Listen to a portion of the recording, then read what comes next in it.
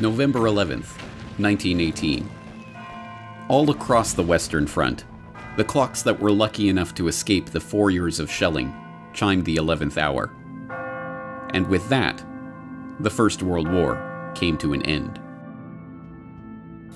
From 10 o'clock to 11, the hour for the cessation of hostilities, the opposed batteries simply raised hell. Not even the artillery prelude to our advance in the Argonne had anything on it. To an attempted advance was out of the question. It was not a barrage. It was a deluge. Nothing quite so electrical in effect as the sudden stop that came at 11 a.m. has ever occurred to me. It was 10:60 precisely, and the roar stopped like a motor car hitting a wall. The resulting quiet was uncanny in comparison. From somewhere far below ground, Germans began to appear. They clambered to the parapets and began to shout wildly. They threw their rifles, hats, bandoliers, bayonets, and trench knives toward us. They began to sing. Lieutenant Walter A. Davenport, 101st Infantry Regiment, U.S. Army.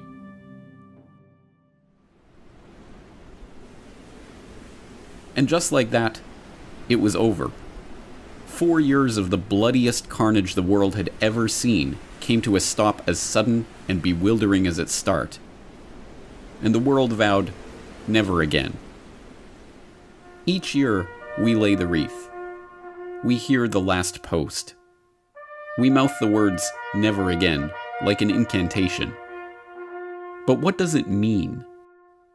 To answer this question, we have to understand what World War I was. World War I was an explosion. A breaking point in history. In the smoldering shell hole of that great cataclysm lay the industrial era optimism of never-ending progress. Old verities about the glory of war lay strewn around the battlefields of that great war, like a fallen soldier left to die in no man's land. And along with it lay all the broken dreams of a world order that had been blown apart. Whether we know it or not, we here in the 21st century are still living in the crater of that explosion, the victims of a First World War that we are only now beginning to understand. What was World War I about? How did it start? Who won? And what did they win? Now, 100 years after those final shots rang out, these questions still puzzle historians and laymen alike. But as we shall see, this confusion is not a happenstance of history, but the wool that has been pulled over our eyes to stop us from seeing what World War I really was. This is the story of World War I that you didn't read in the history books. This is the World War I conspiracy.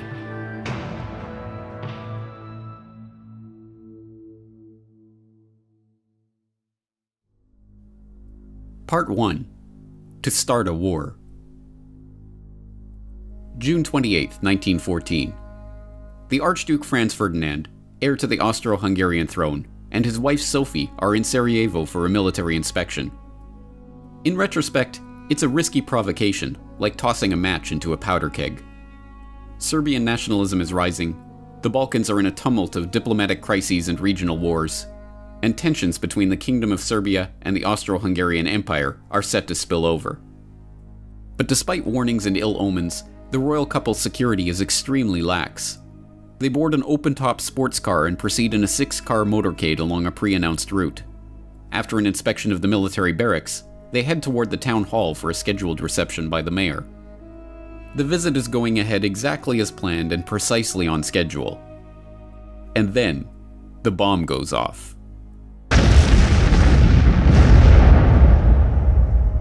As we now know, the motorcade was a death trap. 6 assassins lined the royal couple's route that morning, armed with bombs and pistols. The first 2 failed to act, but the third, Nedeljko Chabrinovic, panicked and threw his bomb into the folded back of the Archduke's convertible. It bounced off onto the street, exploding under the next car in the convoy. Franz Ferdinand and his wife, unscathed, were rushed onto the town hall, passing the other assassins along the route too quickly for them to act. Having narrowly escaped death, the Archduke called off the rest of his scheduled itinerary to visit the wounded from the bombing at the hospital. By a remarkable twist of fate, The driver took the couple down the wrong route, and, when ordered to reverse, stopped the car directly in front of the delicatessen where would-be assassin Gavrilo Princip had gone after having failed in his mission along the motorcade. There, 1.5 meters in front of Princip, was the Archduke and his wife. He took 2 shots, killing both of them. Yes, even the official history books, the books written and published by the winners, record that the First World War started as the result of a conspiracy. After all, it was, as all freshman history students are taught, the conspiracy to assassinate the Archduke Franz Ferdinand that led to the outbreak of war. That story, the official story of the origins of World War I, is familiar enough by now. In 1914, Europe was an interlocking clockwork of alliances and military mobilization plans that, once set in motion, ticked inevitably toward all-out warfare. The assassination of the Archduke was merely the excuse to set that clockwork in motion, and the resulting July crisis of diplomatic and military escalations led with perfect predictability to continental and, eventually, global war. In this carefully sanitized version of history, World War I starts in Sarajevo on June 28, 1914. But this official history leaves out so much of the real story about the build-up to war that it amounts to a lie. But it does get one thing right. The First World War was the result of a conspiracy. To understand this conspiracy, we must turn not to Sarajevo and the conclave of Serbian nationalists plotting their assassination in the summer of 1914, but to a chilly drawing room in London in the winter of 1891.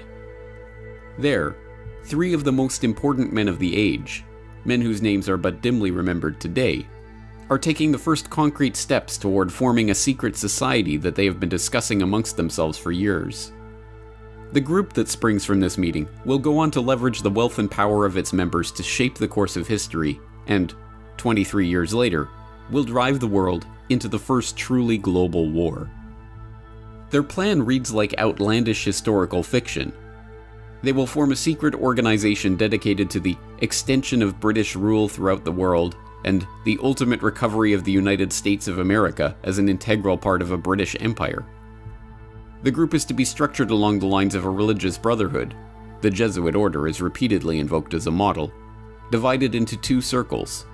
An inner circle, called the Society of the Elect, who are to direct the activity of the larger outer circle, dubbed the Association of Helpers, who are not to know of the inner circle's existence.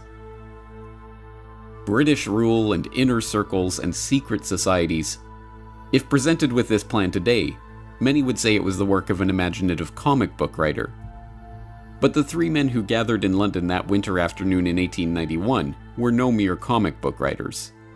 They were among the wealthiest and most influential men in British society, and they had access to the resources and the contacts to make that dream into a reality. Present at the meeting that day, William T. Stead, famed newspaper editor whose Pall Mall Gazette broke ground as a pioneer of tabloid journalism, and whose Review of Reviews was enormously influential throughout the English-speaking world. Reginald Brett, later known as Lord Esher, an historian and politician who became friend, confidant, and advisor to Queen Victoria, King Edward VII, and King George V, and who was known as one of the primary powers behind the throne of his era. And Cecil Rhodes, the enormously wealthy diamond magnate whose exploits in South Africa and ambition to transform the African continent would earn him the nickname of Colossus by the satirists of the day.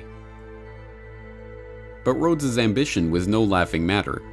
If anyone in the world had the power and ability to form such a group at the time, it was Cecil Rhodes. Richard Grove, historical researcher and author, tragedyandhope.com. Cecil Rhodes also was from Britain. He was educated at Oxford, but he only went to Oxford after he went to South Africa. He had an older brother. He follows him to South Africa. The older brother was working in the diamond mines, and by the time Rhodes gets there, he's got a setup, and his brother says, I'm going to go off and dig in the gold mines. They just found gold. And so he leaves Cecil Rhodes, his younger brother, who's like in his 20s, with this whole diamond mining operation. Rhodes then goes to Oxford, comes back down to South Africa, with the help of Lord Rothschild, who had funding efforts behind De Beers and taking advantage of that situation. And from there, they start to use there's no other term than slave labor, which then turns in later to the apartheid policy of South Africa. Well, Rhodes was particularly important because in many ways, at the end of the 19th century, he seriously epitomized where capitalism was, where wealth really lay. Jerry Docherty, World War I scholar and co-author of Hidden History, The Secret Origins of the First World War. Rhodes had the money and he had the contact. He was a great Rothschild man, and his mining wealth was literally uncountable. He wanted to associate himself with Oxford because Oxford gave him the kudos of the university of knowledge, of that kind of power. And in fact, that was centered in a very secretive place called All Souls College. Still, you'll find many references to All Souls College and people behind the curtain and such phrases, power behind thrones. Rhodes was centrally important in actually putting money up in order to begin to gather together like-minded people of great influence. Rhodes was not shy about his ambitions, and his intention to form such a group were known to many. Throughout his short life, Rhodes discussed his intentions openly with many of his associates who, unsurprisingly, happened to be among the most influential figures in British society at that time. More remarkably, this secret society, which was to wield its power behind the throne, was not a secret at all. The New York Times even published an article discussing the founding of the group in the April 9, 1902 edition of the paper, shortly after Rhodes's death.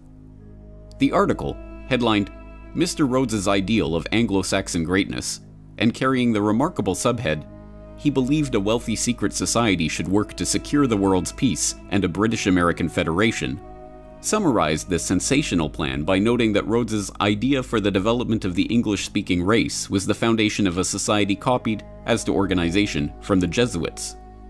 Noting that his vision involved uniting the United States Assembly and our House of Commons to achieve the peace of the world, the article quotes Rhodes as saying, "The only thing feasible to carry out this idea is a secret society gradually absorbing the wealth of the world."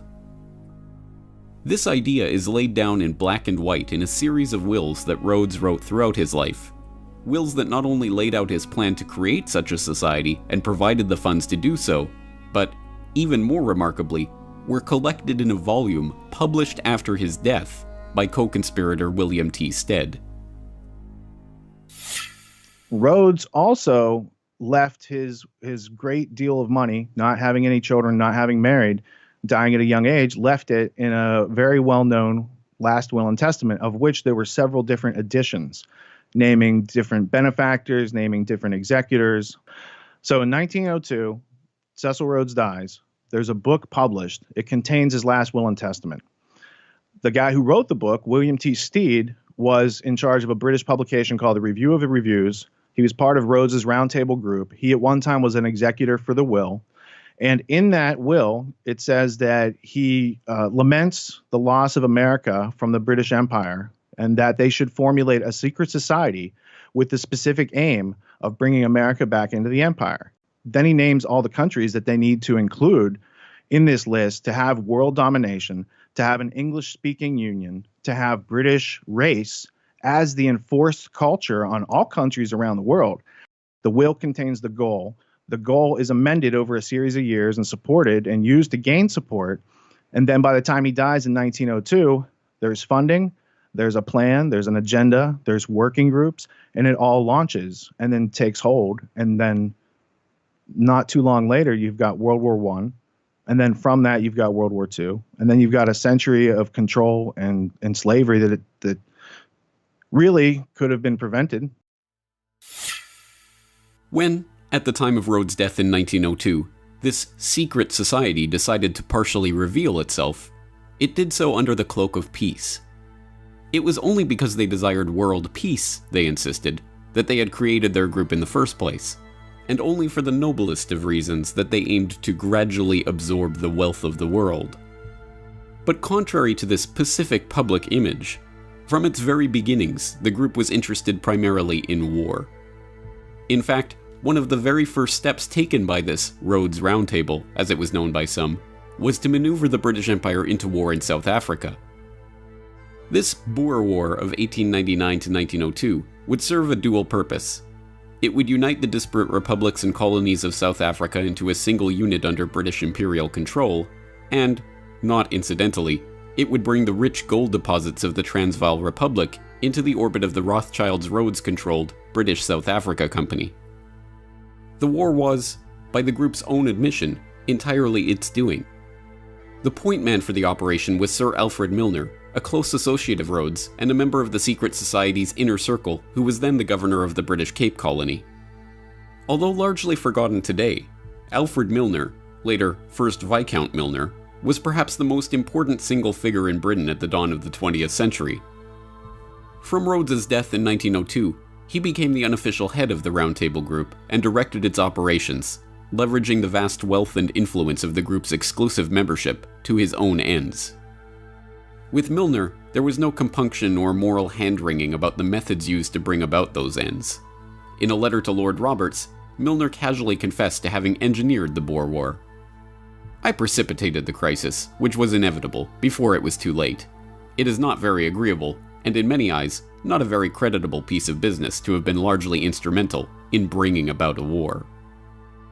When Rhodes's co-conspirator and fellow secret society inner circle member William Stead objected to war in South Africa, Rhodes told him, "You will support Milner in any measure that he may take short of war. I make no such limitation. I support Milner absolutely without reserve. If he says peace, I say peace. If he says war, I say war. Whatever happens, I say ditto to Milner." The Boer War, involving unimaginable brutality, including the death of 26,000 women and children in the world's first British concentration camps, ended as Rhodes and his associates intended, with the formerly separate pieces of South Africa being united under British control. Perhaps even more importantly from the perspective of the secret society, it left Alfred Milner as High Commissioner of the new South African Civil Service, a position from which he would cultivate a team of bright, young, largely Oxford-educated men who would go on to serve the group and its ends. And from the end of the Boer War onward, those ends increasingly centered around the task of eliminating what Milner and the Round Table perceived as the single greatest threat to the British Empire: Germany. So in the start, it was influence, people who could influence politics, people who had the money to influence statesmen, and the dream of actually crushing Germany. This was the basic mindset of this group as it gathered together. Germany. In 1871, the formerly separate states of modern-day Germany united into a single empire under the rule of Wilhelm I. The consolidation and industrialization of a united Germany had fundamentally changed the balance of power in Europe. By the dawn of the 20th century, the British Empire found itself dealing not with its traditional French enemies or its long-standing Russian rivals for supremacy over Europe, but the upstart German Empire. Economically, technologically, even militarily, if the trends continued, it would not be long before Germany began to rival and even surpass the British Empire. For Alfred Milner and the group he had formed around him out of the old Rhodes Round Table Society, it was obvious what had to be done. To change France and Russia from enemies into friends as a way of isolating and, eventually, crushing Germany. Peter Hoff, author of The Two Edwards, How King Edward VII and Foreign Secretary Sir Edward Grey Fomented the First World War. Yes, well, from the British perspective, Germany, after their unification in 1871, they became very strong very quickly. And this, over time, this worried the British more and more. They began to think that Germany represented a challenge to their world hegemony. And they came slowly but surely. They came to the decision that Germany must be confronted, just as they had come to the same decision with regard to other countries, Spain, Portugal, and especially France. And now Germany. German finished goods were marginally better than those of Britain. They were building ships that were marginally better than those of Britain. And all of this, British leaders slowly came to the decision that Germany needed to be confronted while it was still possible to do so. It might not be possible to do so if they waited too long. And so this is how the decision crystallized. Germany, I think that Britain might possibly have accepted the German ascendance, but they had something that was close at hand. Then that was the Franco-Russian alliance, and they thought if they could hook in with that alliance, then they had the possibility of defeating Germany quickly and without too much trouble. And that is basically what they did. But crafting an alliance with two of Britain's biggest rivals and turning public opinion against one of its dearest continental friends was no mean feat. To do so would require nothing less than for Milner and his group to seize control of the press, the military, and all the diplomatic machinery of the British Empire. And so that's exactly what they did. The first major coup occurred in 1899, while Milner was still in South Africa launching the Boer War. That year, the Milner Group ousted Donald Mackenzie Wallace, the director of the Foreign Department at the Times, and installed their man, Ignatius Valentine Chiral. Chiral, a former employee of the Foreign Office with inside access to officials there, not only helped to ensure that one of the most influential press organs of the empire would spin all international events for the benefit of the secret society, but he helped to prepare his close personal friend, Charles Harding, to take on the crucial post of ambassador to Russia in 1904, and, in 1906, the even more important post of permanent undersecretary at the Foreign Office.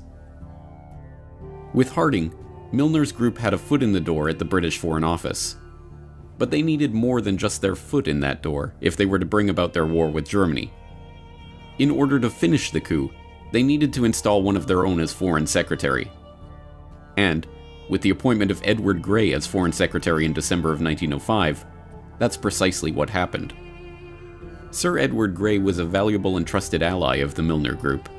He shared their anti-German sentiment and, in his important position of Foreign Secretary, showed no compunction at all about using secret agreements and unacknowledged alliances to further set the stage for war with Germany. Well, he became a Foreign Secretary in 1905, I believe, and the Foreign Secretary in France was, of course, Delcasse. And Delcasse was very much anti-German and very passionate about the recovery of Alsace-Lorraine. And so he and the king hit it off very well together. And Edward Grey shared this anti-German feeling with the king. As I explained in my book, how he came to have that attitude about Germany. But in any case, he had the same attitude with the king. They worked very well together. And Edward Grey very freely acknowledged the heavy role that the king played in British foreign policy. And he said that this was not a problem because he and the king were in an agreement on most issues, and so they worked very well together. The pieces were already beginning to fall into place for Milner and his associates. With Edward Grey as Foreign Secretary, Harding as his unusually influential Undersecretary, Rhodes' co-conspirator Lord Esher installed as Deputy Governor of Windsor Castle, where he had the ear of the king, and the king himself, whose unusual hands-on approach to foreign diplomacy and whose wife's own hatred of the Germans dovetailed perfectly with the group's aims. The diplomatic stage was set for the formation of the Triple Entente between France, Russia, and Great Britain. With France to the west and Russia to the east, England's secret diplomacy had forged the two pincers of a German-crushing vice. All that was needed was an event that the group could spin to its advantage to prepare the population for war against their former German allies. Time and again throughout the decade leading up to the Great War, the group's influential agents in the British press tried to turn every international incident into another example of German hostility. When the Russo-Japanese War broke out, rumors swirled in London that it was in fact the Germans that had stirred up the hostilities. The theory went that Germany, in a bid to ignite conflict between Russia and England, who had recently concluded an alliance with the Japanese, had fanned the flames of war between Russia and Japan. The truth, of course, was almost precisely the opposite. Lord Lansdowne had conducted secret negotiations with Japan before signing a formal treaty in January 1902. Having exhausted their reserves building up their military, Japan turned to Cecil Rhodes' co-conspirator Lord Nathan Rothschild to finance the war itself. Denying the Russian Navy access to the Suez Canal and high-quality coal, which they did provide to the Japanese, the British did everything they could to ensure that the Japanese would crush the Russian fleet, effectively removing their main European competitor for the Far East. The Japanese Navy was even constructed in Britain, but these facts did not find their way into the Milner-controlled press. When the Russians accidentally fired on British fishing trawlers in the North Sea in 1904, killing 3 fishermen and wounding several more, the British public was outraged. Rather than whip up the outrage, however, the Times and other mouthpieces of the secret society instead tried to paper over the incident. Meanwhile, the British Foreign Office outrageously tried to blame the incident on the Germans, kicking off a bitter press war between Britain and Germany. The most dangerous provocations of the period centered around Morocco, when France, emboldened by secret military assurances from the British and backed up by the British press, engaged in a series of provocations, repeatedly breaking assurances to Germany that Morocco would remain free and open to German trade. At each step, Milner's acolytes, both in government and in the British press, cheered on the French and demonized any and every response from the Germans, real or imagined. Given that we're living in a world of territorial aggrandizement, there was a concocted incident over Morocco, and the allegation that Germany was secretly trying to take over the British-French influence in Morocco, and that literally was nonsense.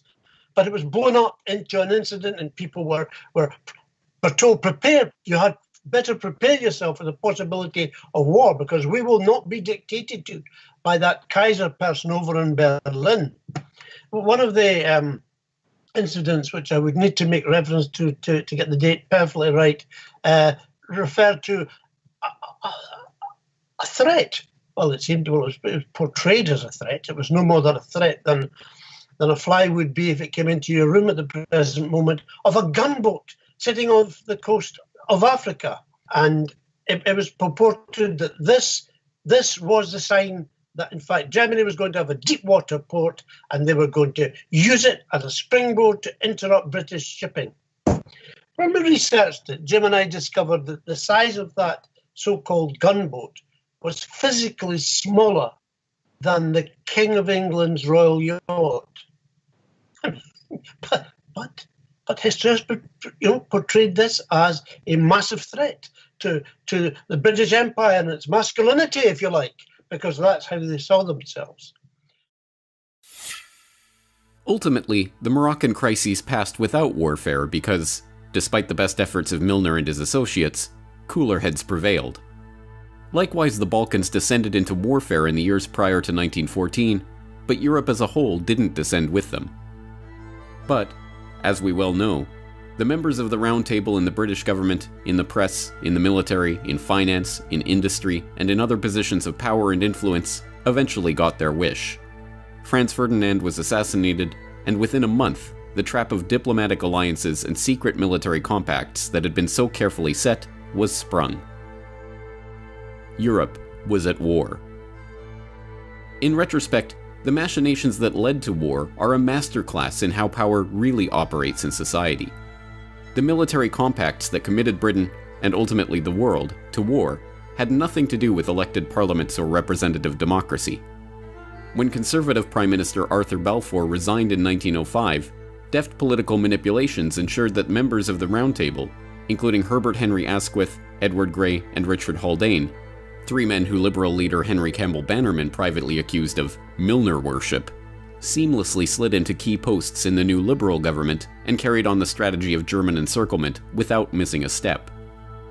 In fact, the details of Britain's military commitments to Russia and France, and even the negotiations themselves, were deliberately kept hidden from members of Parliament and even members of the cabinet who were not part of the secret society.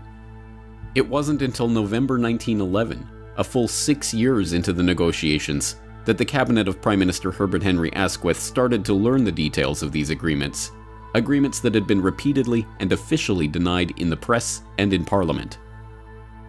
This is how the cabal functioned: efficiently, quietly, and, convinced of the righteousness of their cause, completely uncaring about how they achieved their ends.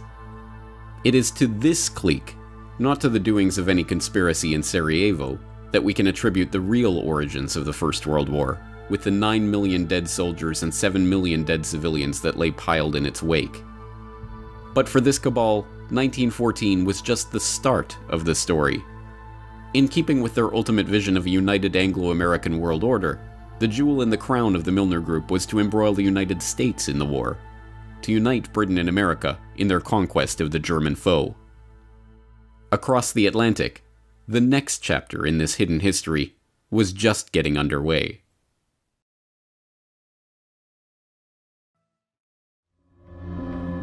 Part 2. The American Front. May 7th, 1915. Colonel Edward Mandell House is on his way to meet with King George V, who ascended to the throne after Edward VII's death in 1910. Accompanying him is Edward Grey, British Foreign Secretary and acolyte of the Milner Group. The two speak of the probability of an ocean liner being sunk, and House informs Grey that, if this were done, a flame of indignation would sweep across America, which would in itself probably carry us into the war. An hour later, at Buckingham Palace, King George V inquires about an even more specific event. We fell to talking, strangely enough, of the probability of Germany sinking a transatlantic liner. He said, suppose they should sink the Lusitania with American passengers on board. And, by a remarkable coincidence, at 2 o'clock that afternoon, just hours after these conversations took place, that is precisely what happened.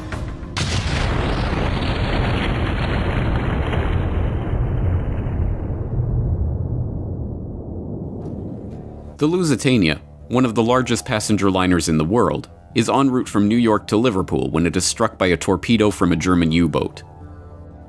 She sinks to the bottom in minutes, killing 1,198 passengers and crew, including 128 Americans.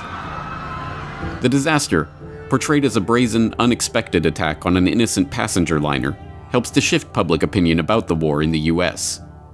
To the average American, the war suddenly doesn't feel like a strictly European concern. Every aspect of the story was, as we now know, a deception. The Lusitania was not an innocent passenger liner, but an armed merchant cruiser officially listed by the British Admiralty as an auxiliary warship. It was outfitted with extra armor, designed to carry 12 6-inch guns, and equipped with shell racks for holding ammunition. On its transatlantic voyage, the ship was carrying war material, specifically more than 4 million .303 rifle bullets and tons of munitions including shells, powder, fuses, and gun cotton in unrefrigerated cargo holds that were dubiously marked cheese, butter, and oysters.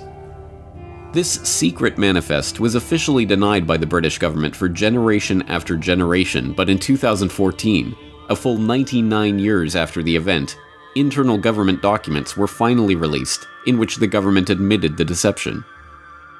And, most remarkably of all, by Edward Mandell House's own account, both Edward Grey and King George V himself were discussing the sinking of the Lusitania just hours before the event took place. It's a story that provides a window into the secret society's years-long campaign to draw the United States into World War I. But in order to understand this story, we have to meet Edward Mandell House and the other Milner Group co-conspirators in America. Strange as it might seem, there were no shortage of such co-conspirators in the US. Some, like the members of the influential Pilgrim Society, founded in 1902 for the encouragement of Anglo-American good fellowship, shared Rhodes's vision of a united Anglo-American world empire. Others were simply lured by the promise of money. But whatever their motivation, those sympathetic to the cause of the Round Table included some of the wealthiest and most powerful people in the United States at the time. Many of these figures were to be found at the heart of Wall Street, in the banking and financial institutions revolving around J.P. Morgan and Company. John Pierpont Morgan, or Pierpont as he preferred to be called, was the nucleus of turn-of-the-century America's banking sector. Getting his start in London in 1857 at his father's merchant banking firm, the young Pierpont returned to New York in 1858 and embarked on one of the most remarkable careers in the history of the world. Making his money financing the American robber barons of the late 19th century, from Vanderbilt's railroads to Adolph Simon Ox's purchase of the New York Times to the buyout of Carnegie Steel, Morgan amassed a financial empire that, by the 1890s, wielded more power than the United States Treasury itself. He teamed up with his close allies, the House of Rothschild, to bail out the US government during a gold shortage in 1895 and ease the Panic of 1907, which he helped to precipitate by locking 120 of the country's most prestigious bankers in his library and forcing them to reach a deal on a $25 million loan to keep the banking system afloat. As we saw in Century of Enslavement, the history of the Federal Reserve, Morgan and his associates were only too happy to use the banking crises they helped to create to galvanize public opinion toward the creation of a central bank. So long as that central bank was owned and directed by Wall Street, of course. But their initial plan, the Aldrich Plan, was immediately recognized as a Wall Street ploy. Morgan and his fellow bankers were going to have to find a suitable cover to get their act through Congress, including, preferably, a president with sufficient progressive cover to give the new Federal Reserve Act an air of legitimacy. And they found their ideal candidate in the politically unknown president of Princeton University, Woodrow Wilson, a man who they were about to rocket straight into the White House with the help of their point man and Round Table co-conspirator, Edward Mandell House. Richard Grove, TragedyAndHope.com.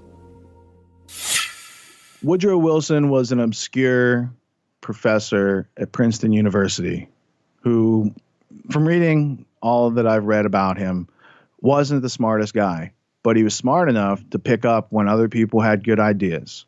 And then he bumps into this guy named Colonel House. Now, Colonel House, he grew up in Beaumont, Texas. And Colonel House's dad was like a Rhett Butler type of smuggler, privateer, pirate during the Confederate War with the Union. So Colonel House, first off, he's not a colonel. It's just like a title he gave himself to make him seem more than he was. But he did come from a politically connected family in the South that were doing business with the British during the Civil War. So Colonel House, in the early 1900s, makes Woodrow Wilson his protege. And Colonel House himself is being puppeted by a few people in the layers of the Anglo-American establishment above him. And so we are left with the public persona of Woodrow Wilson, and here he is, and he's got this, this whole new Federal Reserve system that's going to come in during his administration, which was also kind of a precursor to getting America into the war. Because it changed our financial dependency from being self-reliant and printing our own debt-free money to being indentured to international bankers who charge us as they print money out of thin air and charge future generations for it. The election of Woodrow Wilson once again shows how power operates behind the scenes to subvert the popular vote and the will of the public. Knowing that the stuffy and politically unknown Wilson would have little chance of being elected over the more popular and affable William Howard Taft, Morgan and his banking allies bankrolled Teddy Roosevelt on a third-party ticket to split the Republican vote. The strategy worked, and the banker's real choice, Woodrow Wilson, came to power with just 42% of the popular vote. With Wilson in office and Colonel House directing his actions, Morgan and his conspirators got their wish. 1913 saw the passage of both the Federal Income Tax and the Federal Reserve Act, thus consolidating Wall Street's control over the economy. World War I, brewing in Europe just 8 months after the creation of the Federal Reserve, was to be the first full test of that power. But difficult as it had been for the Round Table to coax the British Empire out of its splendid isolation from the continent and into the web of alliances that precipitated the war, it would be that much harder for their American fellow travelers to coax the United States out of its own isolationist stance. Although the Spanish-American War had seen the advent of American imperialism, the thought of the US getting involved in that European war was still far from the minds of the average American. A 1914 editorial from the New York Sun captures the sentiment of most of America at the time of the outbreak of the war in Europe. There is nothing reasonable in such a war as that for which Europe has been making ready, and it would be folly for this country to sacrifice itself to the frenzy of dynastic policies and the clash of ancient hatreds which is urging the old world to its destruction. The Sun was by no means unique in its assessment. A vote taken among 367 newspapers throughout the United States in November of 1914 found just 105 pro-Ally and 20 pro-German papers, with the vast majority, 242 of them, remaining firmly neutral and recommending that Uncle Sam stay out of the conflict. Once again, just as they did in Britain, the Cabal was going to have to leverage its control of the press and key governmental positions to begin to shape public perception and instill pro-war sentiment. And once again, the full resources of these motivated co-conspirators were brought to bear on the task. One of the first shells in this barrage of propaganda to penetrate the American consciousness was the rape of Belgium, a catalogue of scarcely believable atrocities allegedly committed by the German forces in their invasion and occupation of Belgium at the start of the war. In a manner that was to become the norm in 20th century propaganda, the stories had a kernel of truth. There is no doubt that there were atrocities committed and civilians murdered by German forces in Belgium. But the propaganda that was spun from those kernels of truth was so over the top in its attempts to portray the Germans as inhuman brutes that it serves as a perfect example of war propaganda. The American population at that time had a lot of German people in it. 30 to 50% of the population had relations back to Germany. So there had to be this very clever propaganda campaign. It's known today as babies on bayonets.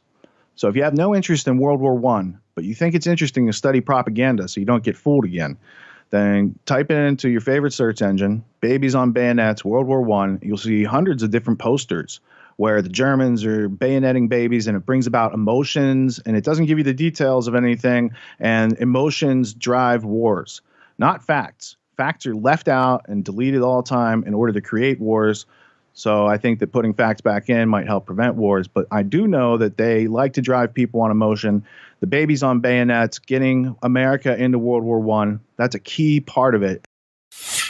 Children who had their hands chopped off, nuns that were raped, shocking things, genuinely shocking things. The Canadian officer who was nailed to a St. Andrew's cross on a church door and left there to bleed to death.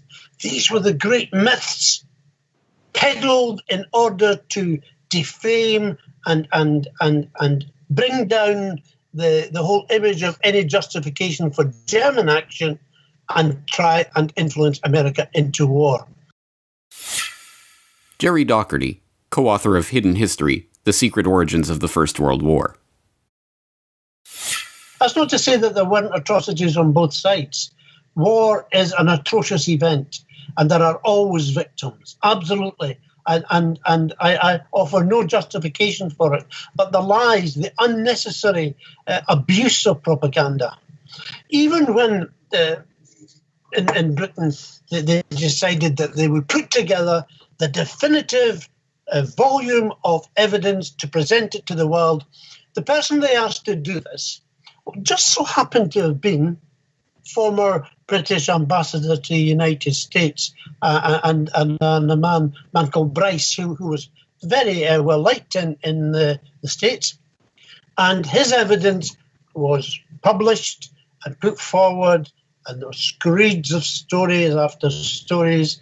But then later it was discovered that, in fact, the people who took the evidence hadn't been allowed to speak to any of the Belgians directly, that in fact what they were doing is they were listening to a middleman or agents who had supposedly taken these stories, and when one of the official committee said, well, hold on, can I speak to one of can I speak to someone directly?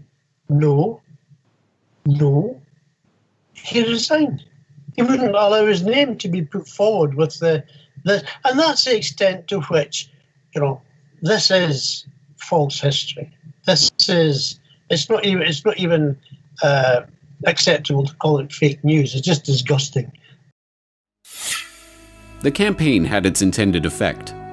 Horrified by the stories emerging from Belgium, stories picked up and amplified by the members of the Round Table in the British press, including the influential Times and the lurid Daily Mail, run by Milner ally Lord Northcliffe, American public opinion began to shift away from viewing the war as a European squabble about an assassinated Archduke, and toward viewing the war as a struggle against the evil Germans and their sins against civilization. The culmination of this propaganda campaign was the release of the report of the Committee on Alleged German Outrages, better known as the Bryce Report, compiled for His Britannic Majesty's government and presided over by Viscount James Bryce, who, not coincidentally, was the former British ambassador to America and a personal friend of Woodrow Wilson. The report was a sham, based on 1,200 depositions collected by examiners who had no authority to administer an oath. The committee, which was not allowed to speak to a single witness itself, was tasked merely with sifting through this material and deciding what should be included in the final report. Unsurprisingly, the very real atrocities that the Germans had committed in Belgium, the burning of Louvain, Andenne, and Dinant, for example, were overshadowed by the sensationalist and completely unverifiable stories of babies on bayonets and other acts of villainy. The report itself, concluding that the Germans had systematically and premeditatedly broken the rules and usages of war, was published on May 12, 1915, just 5 days after the sinking of the Lusitania. Directly between these two events, on May 9, 1915, Colonel House, the man who Wilson called his second personality and his independent self, wrote a telegram which the president dutifully read to his cabinet and was picked up by newspapers across the country. America has come to the parting of the ways, when she must determine whether she stands for civilized or uncivilized warfare. We can no longer remain neutral spectators. Our action in this crisis will determine the part we play when peace is made, and how far we may influence a settlement for the lasting good of humanity. We are being weighed in the balance, and our position amongst nations is being assessed by mankind. But despite this all-out propaganda assault, the American public was still largely against entering the war. It was in this context that the same group of Wall Street financiers who had maneuvered Wilson into the White House presided over the 1916 presidential election, one that the country knew would decisively conclude America's neutrality in the war, or its decision to send forces to engage in European combat for the first time in history. The bankers left nothing to chance. Wilson, who would predictably follow House's lead on all matters, including war, was still their preferred candidate. But his competitor, Charles Evan Hughes, was no less of a Wall Street man. Hughes's roots were as a Wall Street lawyer. His firm represented the New York, Westchester, and Boston Railroad Company for J.P. Morgan and Company, and the Baptist Bible class that he led boasted many wealthy and influential members, including John D. Rockefeller Jr.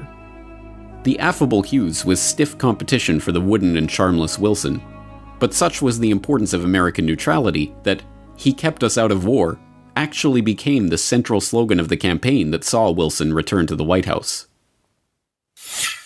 And then, of course, came the famous election of 1916. Wilson wasn't popular, but Wilson simply, he had no kind of public persona which warmed people.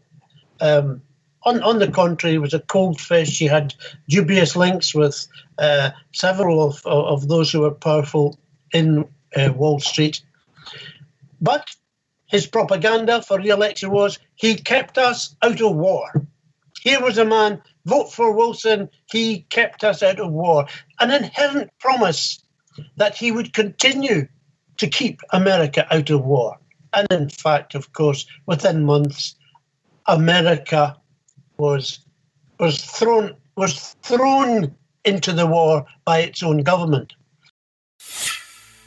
He kept us out of war. But just as in the British election of 1906, which saw the British public overwhelmingly voting for Henry Campbell Bannerman's Liberal Party and their platform of peace, only to get the Milnerites in the cabinet entering secret agreements to bring about war, So too was the American public duped at the ballot box in 1916. In fact, in the fall of 1915, over 1 year before the election even took place, Wilson's string puller, Edward Mandell House, was engaged in a secret negotiation with Edward Grey, the Milnerite heading Britain's Foreign Office. That negotiation, long hidden from the public, but finally revealed when House's papers were published in 1928, shows the lengths to which Grey and House were willing to go to draw America into the war on the side of the Allies and against the Germans. On October 17, 1915, House drafted a letter to Grey which he called one of the most important letters I ever wrote. Before sending it, he split it into 2 separate coded messages to ensure it would not be readable if it were intercepted. In it, he laid out a plan to steer the US into war with Germany under the false pretense of a peace conference. Dear Sir Edward, in my opinion, it would be a worldwide calamity if the war should continue to a point where the Allies could not, with the aid of the United States, bring about a peace along the lines you and I have so often discussed. It is in my mind that, after conferring with your government, I should proceed to Berlin and tell them that it was the President's purpose to intervene and stop this destructive war, provided the weight of the United States thrown on the side that accepted our proposal could do it. I would not let Berlin know, of course, of any understanding had with the Allies, but would rather lead them to think our proposal would be rejected by the Allies. This might induce Berlin to accept the proposal, but if they do not do so, it would nevertheless be the purpose to intervene. Perhaps realizing the gravity of what was being proposed, Woodrow Wilson, the man who would later be elected for his ability to keep America out of war, merely added the word probably to House's assurance that America would join the war. The negotiations for this plan continued throughout the fall of 1915 and winter of 1916. In the end, the British government balked at the proposal because the thought that the Germans might actually accept peace, even a peace of disarmament brokered by the US, was not enough. They wanted to crush Germany completely, and nothing less than total defeat would be sufficient. Another pretense would have to be manufactured to embroil the US in the war. When, on the morning of May 7, 1915, House assured Grey and King George that the sinking of the Lusitania would cause a flame of indignation to sweep across America, he was correct. When he said it would probably carry us into war, he was mistaken. But in the end, it was the naval issue that eventually became the pretext for America's entry into war. The history books of the period, following the familiar pattern of downplaying Allied provocations and focusing only on the German reactions, highlight the German policy of unrestricted submarine warfare which led to the downing of the Lusitania. The practice, which called for German U-boats to attack merchant ships on sight, was in contravention of the international rules of the sea at the time and was widely abhorred as barbaric. But the policy was not instituted out of any insane bloodlust on the part of the Kaiser. It was in response to Britain's own policy of breaking international rules of the sea. At the outbreak of war in 1914, the British had used their position of naval superiority to begin a blockade of Germany. That campaign, described as one of the largest and most complex undertakings attempted by either side during the First World War, involved the declaration of the whole of the North Sea as a war zone. As a so-called distant blockade, involving the indiscriminate mining of an entire region of the high seas, the practice was in direct violation of the Declaration of Paris of 1856. The indiscriminate nature of the blockade, declaring the most basic of supplies like cotton and even food itself to be contraband, was a violation of the Declaration of London of 1909. More to the point, as an attempt to starve an entire country into submission, it was a crime against humanity. Eventually reduced to a starvation diet of 1,000 calories per day, tuberculosis, rickets, edema, and other maladies began to prey at those Germans who did not succumb to hunger. By the end of the war, the National Health Office in Berlin calculated that 763,000 people had died as a direct result of the blockade. Perversely, the blockade did not end with the war. In fact, with Germany's Baltic coast now effectively added to the blockade, the starvation actually continued and even intensified into 1919.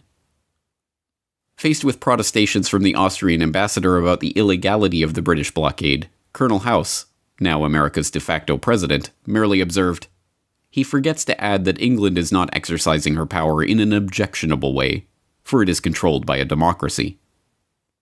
This double standard was not the exception, but the rule when it came to those in America's East Coast establishment who were hungry to see the US join the Allies on the battlefields of Europe. As historian and author Ralph Ryko explained in a 1983 lecture, it was these double standards that led directly to America's entry into the war. The Wilson administration now takes the position which will ultimately lead to war.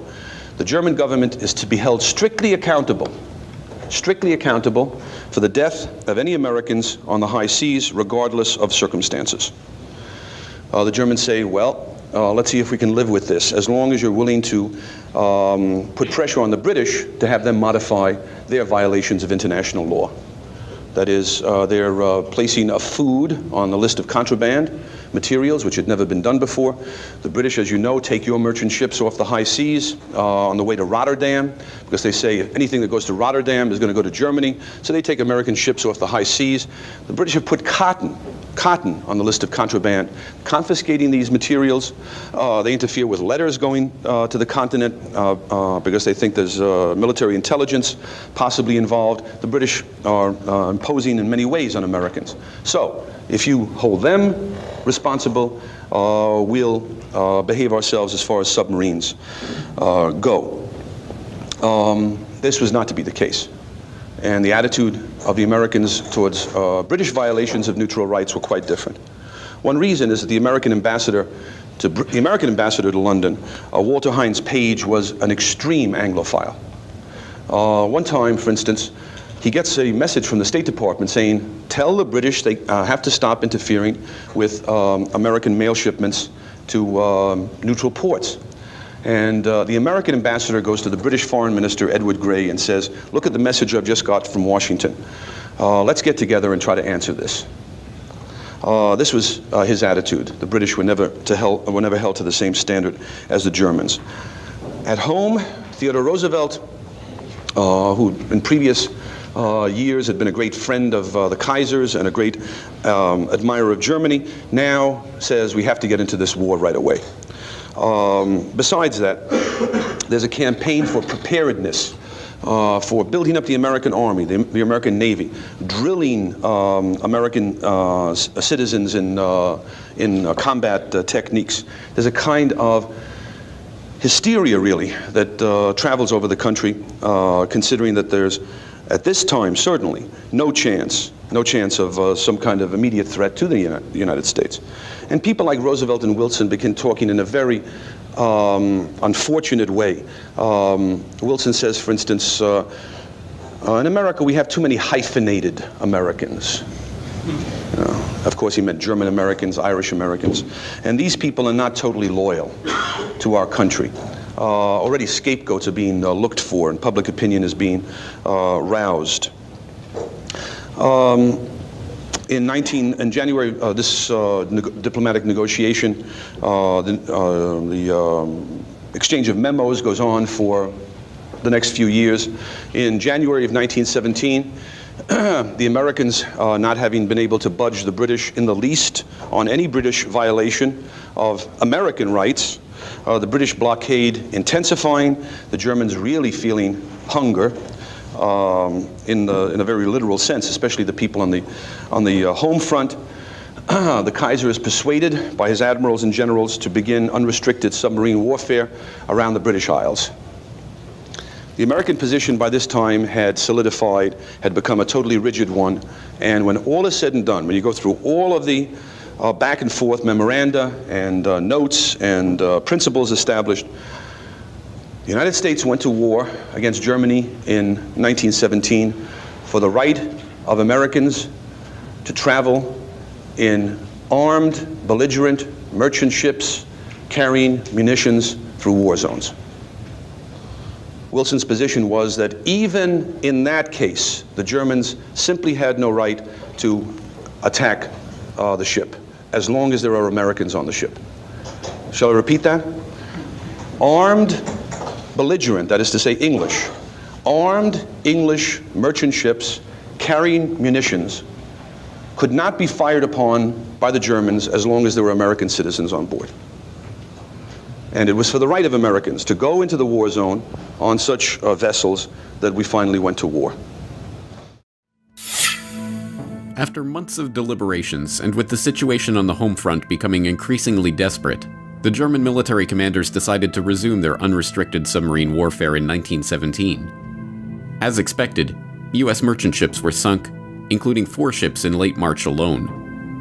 On April 2, 1917, Woodrow Wilson made his historic speech calling for Congress to declare war on Germany and commit U.S. troops to European battlefields for the first time. The speech, made over 100 years ago by and for a world that has long since passed away, still resonates with us today.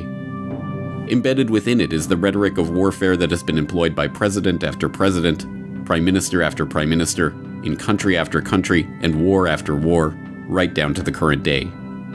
From it comes many of the phrases that we still recognize today as the language of lofty ideals and noble causes that always accompany the most bloody and ignoble wars.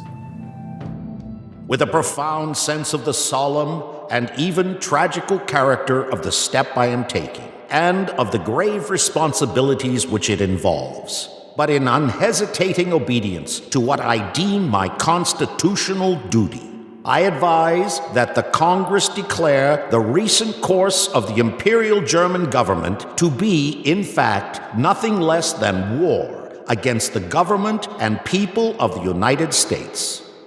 The world must be made safe for democracy. Its peace must be planted upon the tested foundations of political liberty. We have no selfish ends to serve. We desire no conquest, no dominion.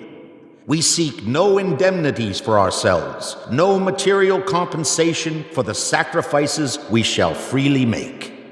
We are but one of the champions of the rights of mankind. We shall be satisfied when those rights have been made as secure as the faith and the freedom of nations can make them. 4 days later, on April 6, 1917, the U.S. Congress issued a formal declaration of war against the Imperial German government. Inside the White House, President Woodrow Wilson conferred with advisors, then signed the proclamation of war against Germany. Everywhere there was cheering and waving of flags. Hindsight or cynicism might make us smile at the thought that this war was sometimes called the Great Adventure. Never again would we see our entry into a major conflict excite so many to such heights of elation. Naive? Probably. But here was a generation of young men not yet saturated by the paralyzing variety of self-analysis and the mock sciences. They believed. Over there, send the word over there, that the Yanks are coming, the drums rum-tumming everywhere, so prepare, say a All along the Western Front, the Allies rejoiced. The Yanks were coming. House, the Milner Group, the Pilgrims, the Wall Street financiers, and all of those who had worked so diligently for so many years to bring Uncle Sam into war had got their wish. And before the war was over, millions more casualties would pile up. Carnage the likes of which the world had never seen before had been fully unleashed. The trenches and the shelling, the no man's land and the rivers of blood, the starvation and the destruction, the carving up of empires, and the eradication of an entire generation of young men. Why? What was it all for? What did it accomplish? What was the point? To this day, over 100 years later, we still look back on the horrors of that great war with confusion. For so long we have been told non-answers about incompetent generals and ignorant politicians. It's the senselessness of war the teachers of this fraudulent and partial history have told us with a shrug. But, now that the players who worked to set the stage for this carnage have been unmasked, these questions can finally be answered.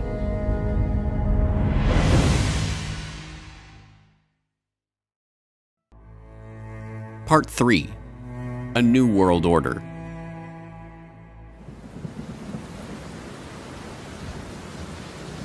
February 21st, 1916. A week of rain, wind, and heavy fog along the Western Front finally breaks, and for a moment there is silence in the hills north of Verdun. That silence is broken at 7:15 a.m. when the Germans launch an artillery barrage heralding the start of the largest battle the world had ever seen.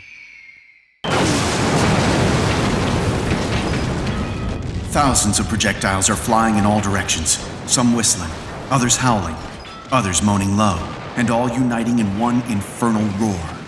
From time to time, an aerial torpedo passes, making a noise like a gigantic motor car. With a tremendous thud, a giant shell bursts quite close to our observation post, breaking the telephone wire and interrupting all communication with our batteries. A man gets out at once for repairs, crawling along on his stomach through all this place of bursting mines and shells. It seems quite impossible that he should escape in the rain of shell, which exceeds anything imaginable. There has never been such a bombardment in war. Our man seems to be enveloped in explosions, and shelters himself from time to time in the shell craters which honeycomb the ground. Finally, he reaches a less stormy spot, mends his wires, and then, as it would be madness to try to return, settles down in a big crater and waits for the storm to pass. Beyond, in the valley, dark masses are moving over the snow-covered ground. It is the German infantry advancing in packed formation along the valley of the attack. They look like a big gray carpet being unrolled over the country. We telephone through to the batteries, and the ball begins. The sight is hellish. In the distance, in the valley, and upon the slopes, regiments spread out, and as they deploy, fresh troops come pouring in. There's a whistle over our heads. It is our first shell. It falls right in the middle of the enemy infantry. We telephone through, telling our batteries of their hit, and a deluge of heavy shells is poured on the enemy. Their position becomes critical. Through glasses, we can see men maddened, men covered with earth and blood, falling one upon the other. When the first wave of the assault is decimated, the ground is dotted with heaps of corpses. But the second wave is already pressing on.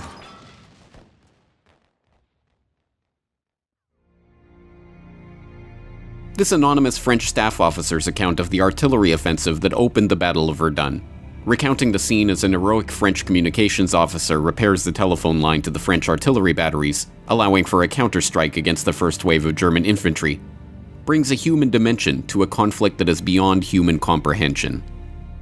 The opening salvo of that artillery barrage alone, involving 1,400 guns of all sizes, dropped a staggering 2.5 million shells on a 10-kilometer front near Verdun in northeastern France over 5 days of nearly uninterrupted carnage, turning an otherwise sleepy countryside into an apocalyptic nightmare of shell holes, craters, torn-out trees, and ruined villages. By the time the battle finished 10 months later, 1 million casualties lay in its wake. 1 million stories of routine bravery like that of the French communications officer. And Verdun was far from the only sign that the stately, sanitized version of 19th century warfare was a thing of the past. Similar carnage played out at the Somme, and Gallipoli, and Vimy Ridge, and Galicia, and 100 other battlefields. Time and again, the generals threw their men into meat grinders, and time and again, the dead bodies lay strewn on the other side of that slaughter. But how did such bloodshed happen? For what purpose? What did the First World War mean? The simplest explanation is that the mechanization of 20th century armies had changed the logic of warfare itself. In this reading of history, the horrors of World War I were the result of the logic dictated by the technology with which it was fought. It was the logic of the siege guns that bombarded the enemy from over 100 kilometers away. It was the logic of the poison gas, spearheaded by Bayer and their School for Chemical Warfare in Leverkusen. It was the logic of the tank, the airplane, the machine gun, and all of the other mechanized implements of destruction that made mass slaughter a mundane fact of warfare. But this is only a partial answer. More than just technology was at play in this Great War, and military strategy and million-casualty battles were not the only ways that World War I had changed the world forever. Like that unimaginable artillery assault at Verdun, the First World War tore apart all the verities of the old world, leaving a smoldering wasteland in its wake. A wasteland that could be reshaped into a new world order. For the would-be engineers of society, war, with all of its attendant horrors, was the easiest way to demolish the old traditions and beliefs that lay between them and their goals. This was recognized early on by Cecil Rhodes and his original clique of co-conspirators. As we have seen, it was less than 1 decade after the founding of Cecil Rhodes' society to achieve the peace of the world that vision was amended to include war in South Africa, and then amended again to include embroiling the British Empire in a world war. Many others became willing participants in that conspiracy because they too could profit from the destruction and the bloodshed. And the easiest way to understand this idea is at its most literal level: profit. War is a racket. It always has been. It is possibly the oldest, easily the most profitable, surely the most vicious. It is the only one international in scope. It is the only one in which the profits are reckoned in dollars and the losses in lives. A racket is best described, I believe, as something that is not what it seems to be to the majority of the people. Only a small inside group knows what it is about. It is conducted for the benefit of the very few at the expense of the very many. Out of war, a few people make huge fortunes. In the World War, a mere handful garnered the profits of the conflict. At least 21,000 new millionaires and billionaires were made in the United States during the World War. That many admitted their huge blood gains on their income tax returns. How many other war millionaires falsified their tax returns? No one knows. How many of these war millionaires shouldered a rifle? How many of them dug a trench? How many of them knew what it meant to go hungry in a rat-infested dugout? How many of them spent sleepless, frightened nights ducking shells and shrapnel and machine gun bullets? How many of them parried a bayonet thrust or an enemy? How many of them were wounded, were killed in battle? As the most decorated Marine in the history of the United States at the time of his death, Smedley Butler knew of what he spoke.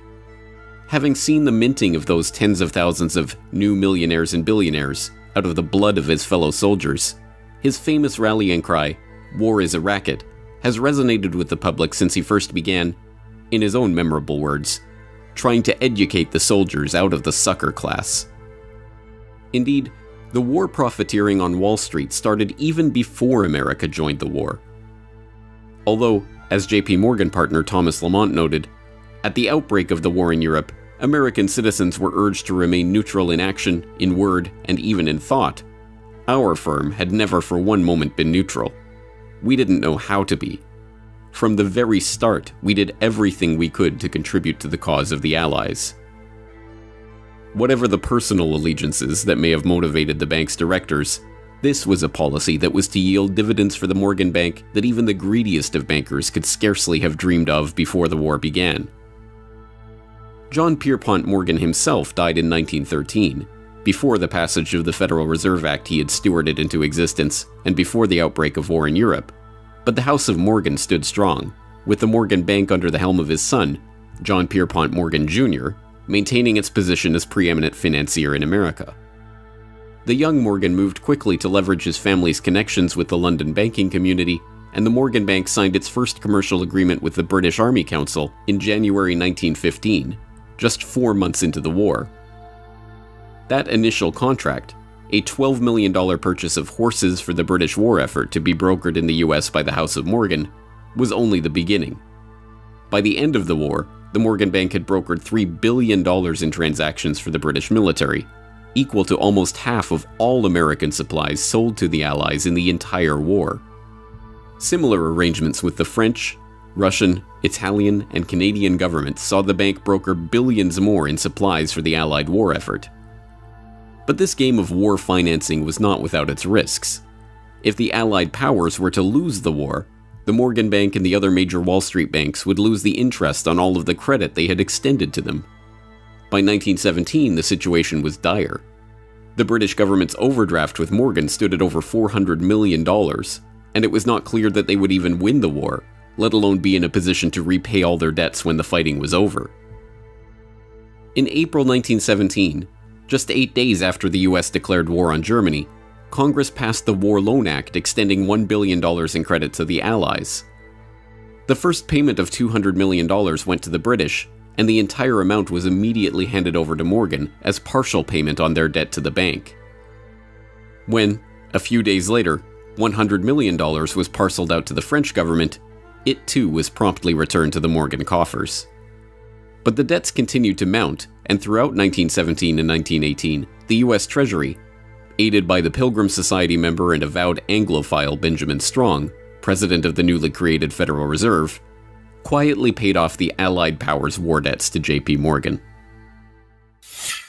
What I think is interesting is also the bankers' viewpoint here. America was so deeply involved in that war, financing. There was so much money which could only really be repaid as long as Britain and France won. But had they lost, the loss on the American financial, the stock exchange, the stock market, Wall Street, your great industrial giants would have been horrendous. So America was deeply involved, not the people, as is ever the case, not the ordinary citizen who cares, but the financial establishment who had, if you like, treated the entire thing as they might a casino and put all the money on one end of the board, and it had to come good for them. So all of this is going on. I mean, I personally feel that the American people don't realize just how far duped they were by your Carnegies, your J.P. Morgans, your great bankers, your Rockefellers, by the multi-millionaires who emerged from that war because they were the ones who made the profits, not those who lost their sons, lost their grandsons, whose lives were ruined forever by war. After America officially entered the war, the good times for the Wall Street bankers got even better.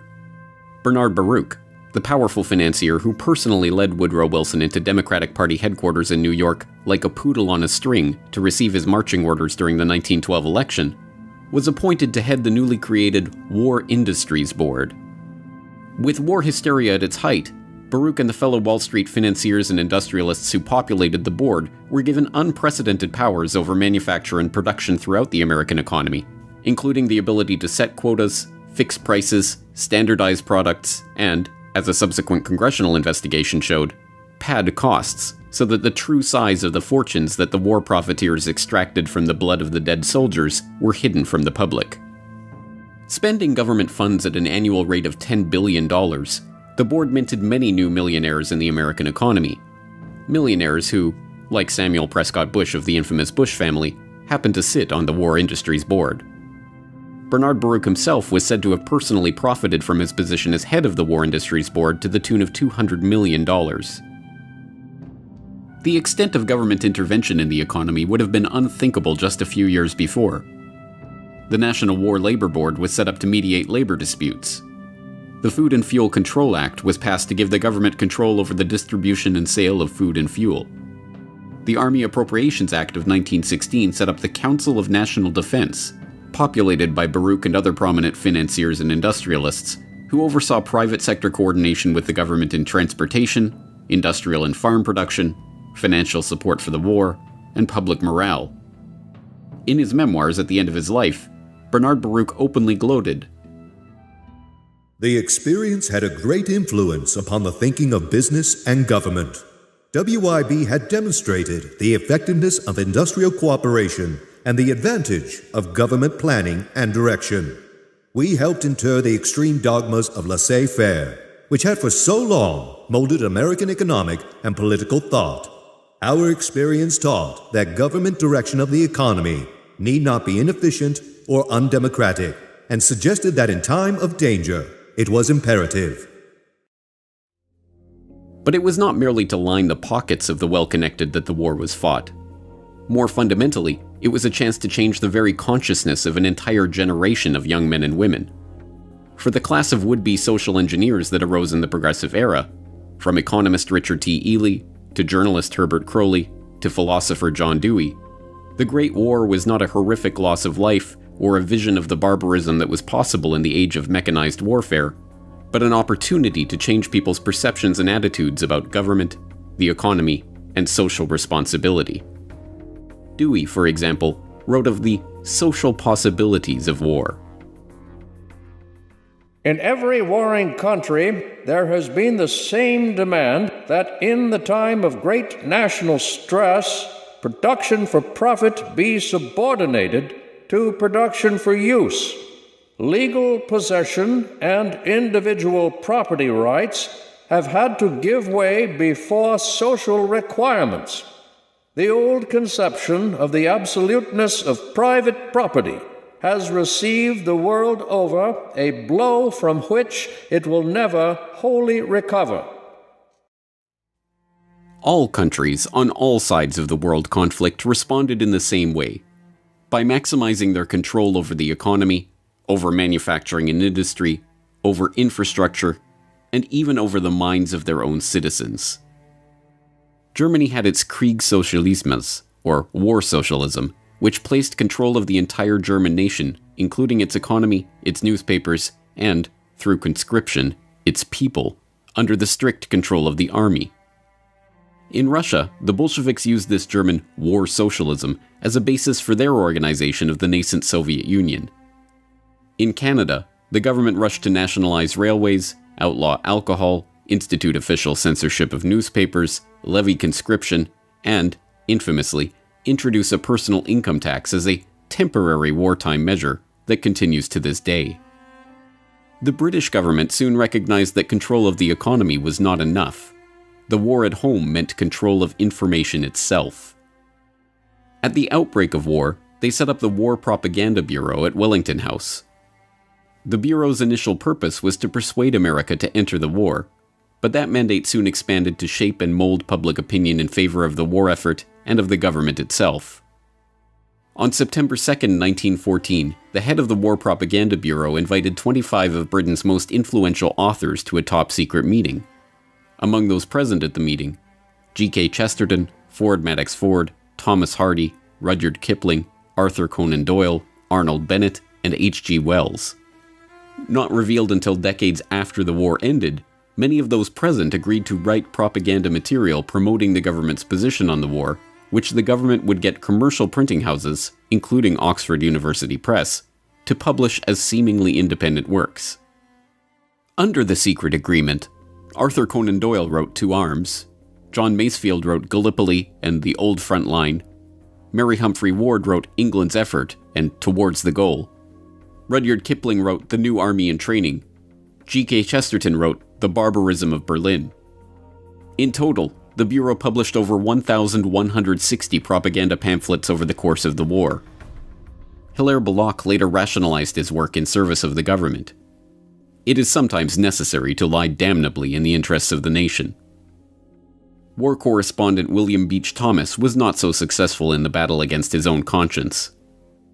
I was thoroughly and deeply ashamed of what I'd written for the good reason that it was untrue.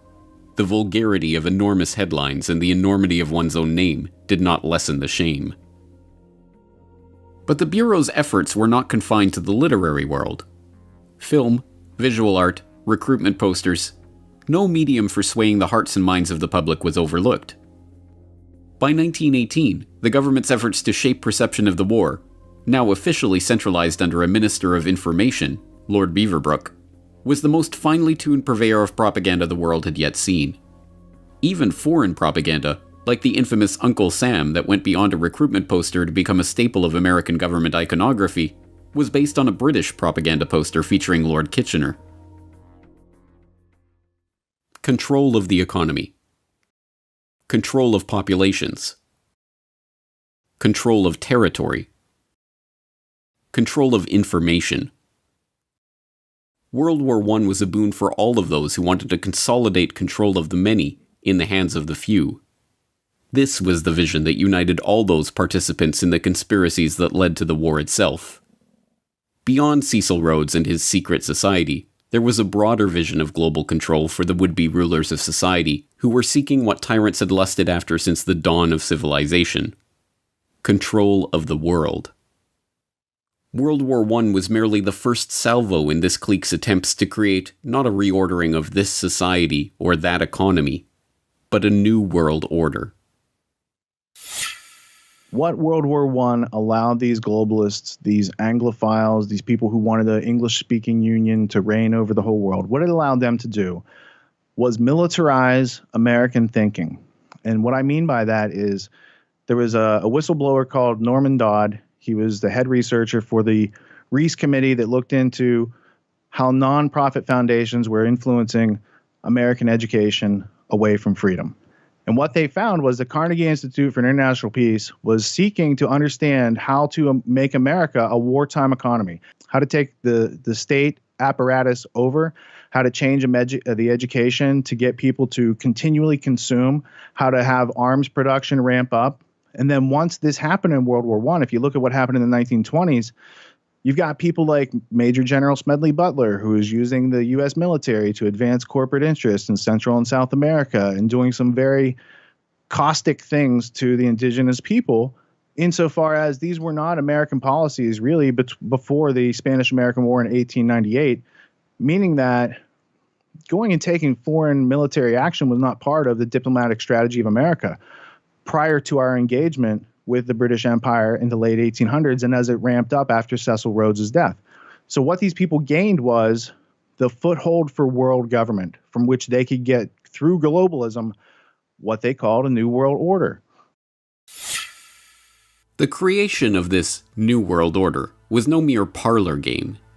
It meant a complete redrawing of the map, the collapse of empires and monarchies, the transformation of the political, social, and economic life of entire swaths of the globe. Much of this change was to take place in Paris in 1919 as the victors divvied up the spoils of war. But some of it, like the fall of the Romanovs and the rise of the Bolsheviks in Russia, was to take place during the war itself. In hindsight, the fall of the Russian Empire in the midst of the First World War seems inevitable. Unrest had been in the air since Russia's defeat by the Japanese in 1905, and the ferocity of the fighting on the Eastern Front, coupled with the economic hardship, which hit Russia's overcrowded, overworked urban poor particularly hard, made the country ripe for revolt. That revolt happened during the so-called February Revolution, when Tsar Nicholas was swept from power and a provisional government installed in his place. But that provisional government, which continued to prosecute the war at the behest of its French and British allies, was competing for control of the country with the Petrograd Soviet, a rival power structure set up by the socialists in the Russian capital.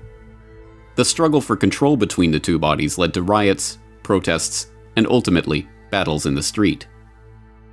Russia in the spring of 1917 was a powder keg waiting to explode. And in April of that year, two matches, one called Vladimir Lenin and one called Leon Trotsky, were thrown directly into that powder keg by both sides of the Great War. Vladimir Lenin, a Russian communist revolutionary who had been living in political exile in Switzerland, saw in the February Revolution his chance to push through a Marxist revolution in his homeland. But, although for the first time in decades his return to that homeland was politically possible, the war made the journey itself an impossibility. Famously, he was able to broker a deal with the German General Staff to allow Lenin and dozens of other revolutionaries to cross through Germany on their way to Petrograd.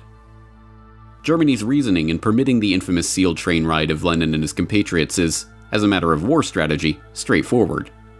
If a band of revolutionaries could get back to Russia and bog down the provisional government, then the German army, fighting that government, would benefit. If the revolutionaries actually came to power and took Russia out of the war altogether, so much the better.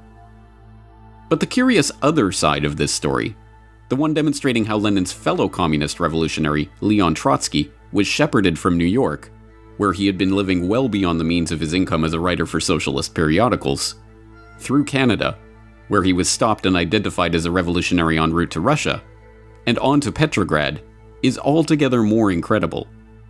And, unsurprisingly, that story is mostly avoided by historians of the First World War.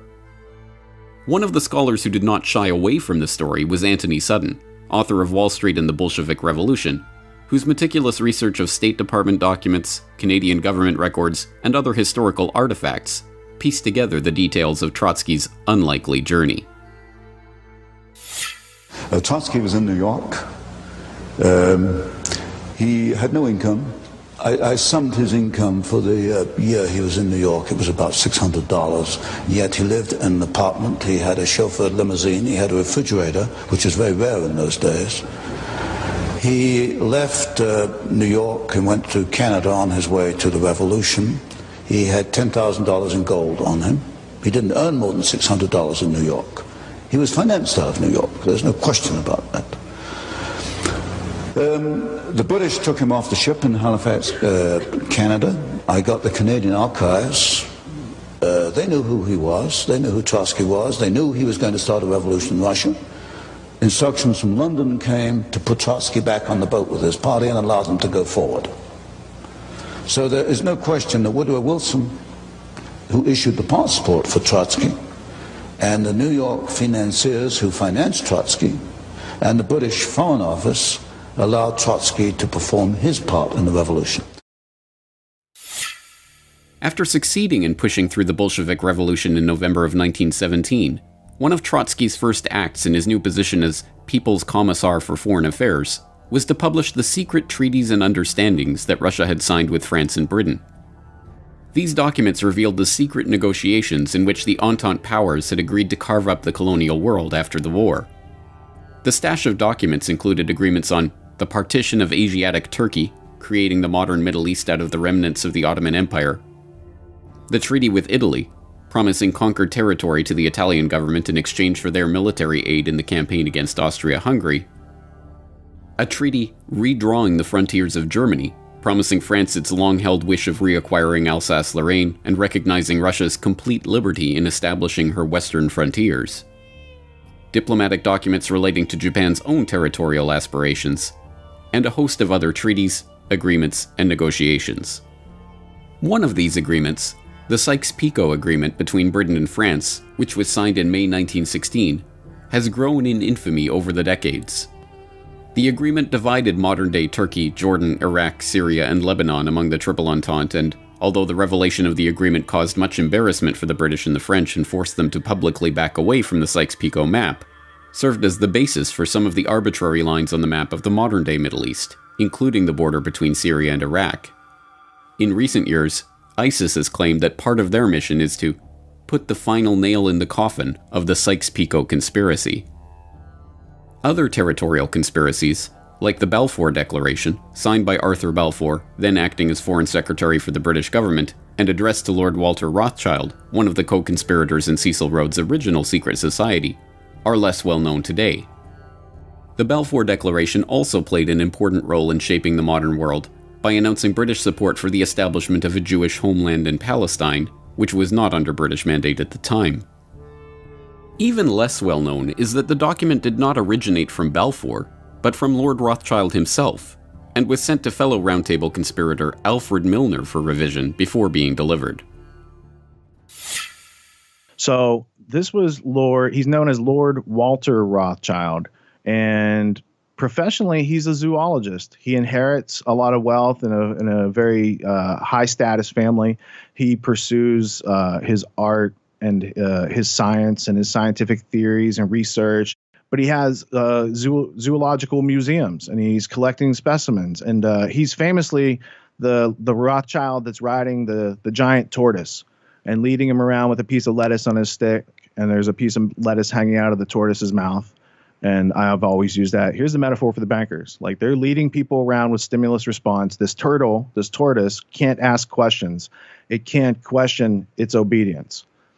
So that's Lord Walter Rothschild. Why is he important? Well, he and his family are some of the early financiers and backers of Cecil Rhodes and promoters of his last will and testament.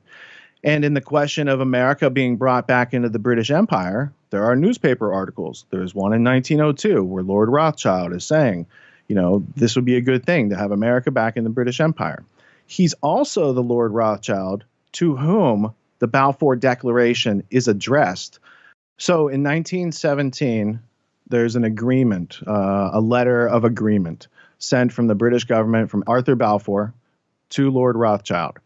Now, Lord Rothschild and Arthur Balfour, they know each other. They have a long history together. And there's a lot of Fabian socialists in this whole story of what led up to World War I. Specifically with Balfour, he's acting as an agent of the British government saying, we're going to give away this land that's not really ours, and we're going to give it to you guys and your group. The problem is the British had also promised that same land to the Arabs. So now the Balfour Declaration is going against some of the foreign policy plans that they've already promised to these other countries. The other interesting thing about the Balfour Declaration is it just had its 100th anniversary. So they last year had a site that had the whole history of the Balfour Declaration. You could see the originals from Lord Rothschild and going to Lord Milner for changes and coming through Arthur Balfour and then being sent back as an official letter from the monarchy, basically. So that's interesting. But there's also interviews where the current Lord Rothschild, Lord Jacob Rothschild, comments on his ancestors' history and how they brought about the Jewish state in 1947-48 because of the Balfour Declaration. So there's a lot of history to unpack there. But most people, again, they're not aware of the document, let alone the very interesting history behind it, let alone what that really means in the bigger story. Over 2 decades after Cecil Rhodes launched the secret society that would engineer this so-called Great War, the likes of Alfred Milner and Walter Rothschild were still at it, conspiring to use the war they had brought about to further their own geopolitical agenda. But by the time of the armistice in November 1918, that group of conspirators had greatly expanded, and the scale of their agenda had grown along with it. This was no small circle of friends who had embroiled the world in the first truly global war, but a loosely knit network of overlapping interests, separated by oceans and united in a shared vision for a new world order.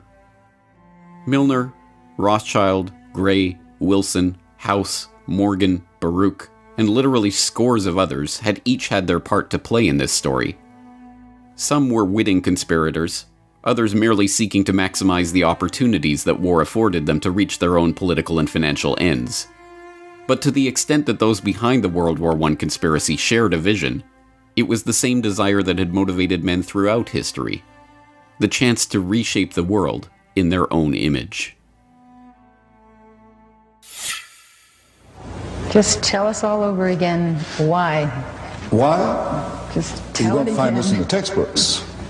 Why is to bring about, I suspect, a plan to control world society in which you and I won't find the freedoms to believe and think and do as we believe.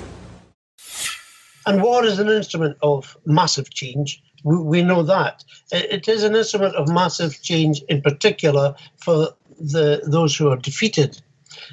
In a war where everyone is defeated, then it's simply an element of massive change. And that's a very deep, thought-provoking concept, that if everyone loses, or if everyone except us, depending on who the us are, loses, then we are going to be in a position to reconstruct in our image. Altogether in the war, who knows, some 10 or 12 million people died. People experienced things both in combat, and the people back home understanding what was happening, that dazed them, that stunned them. You know, it's almost as if for a few generations the peoples of Europe had been increased, sort of like a flock of sheep by their shepherds, okay? Through industrialization, through the spread of liberal ideas and institutions, through the decrease of infant mortality, the raising of standards of living, the population of Europe was enormously greater than it had ever been before. And now the time came to slaughter some part of the sheep for the purposes of the ones who were in control.